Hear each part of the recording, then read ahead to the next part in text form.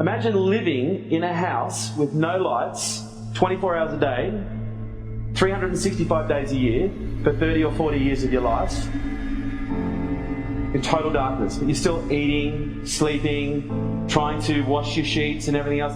Imagine if after 40 years you turn the lights on, what do you think you'd see?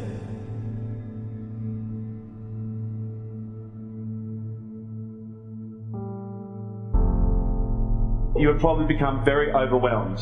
And the first thing you'd probably say is, oh my God, how did this happen? I don't remember doing this. But the first thing that you will experience is overwhelm. Why can't you just be a little more real? Why do you always feel you have to say these things to be this way?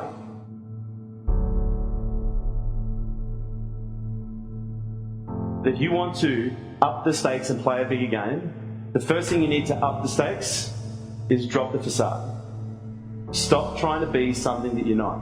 Fake it till you make it is almost like carrot and stick motivation.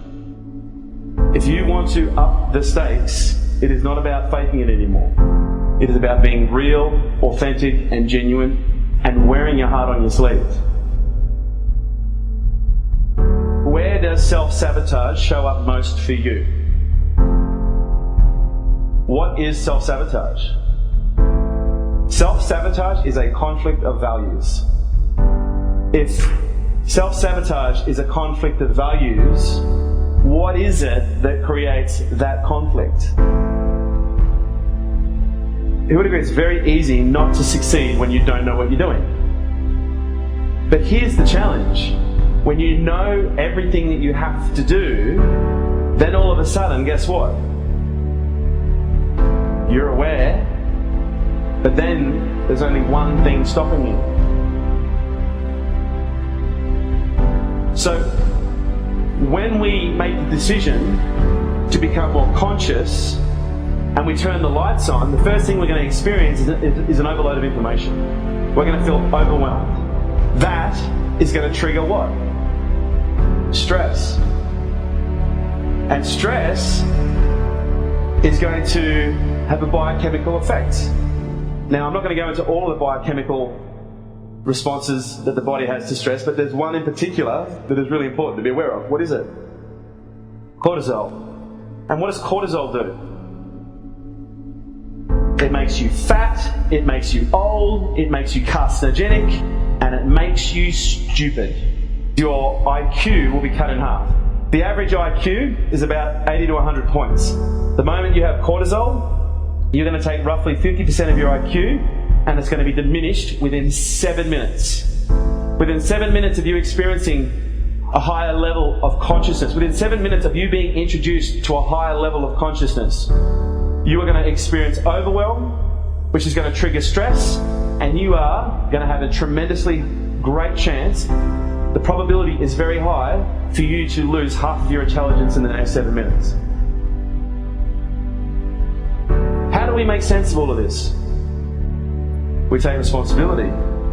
First of all, we need to be aware that when we become more conscious, we will experience information overwhelm and we will experience stress.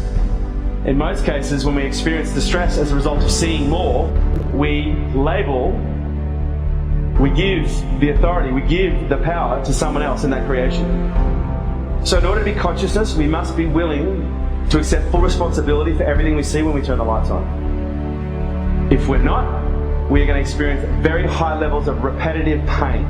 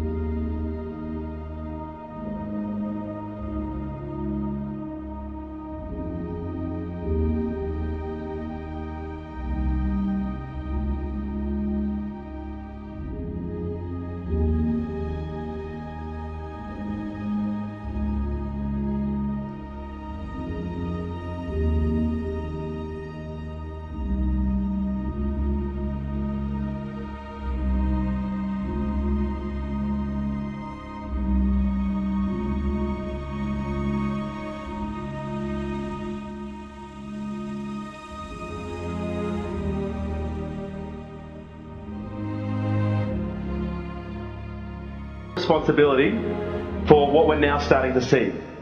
We need to expect that it is quite normal, and we don't need to fight the information overload and the overwhelm.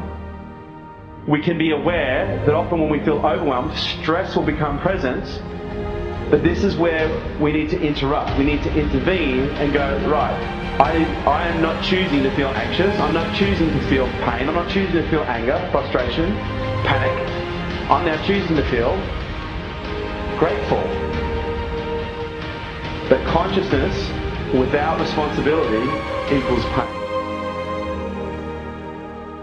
You must be willing to own your shit.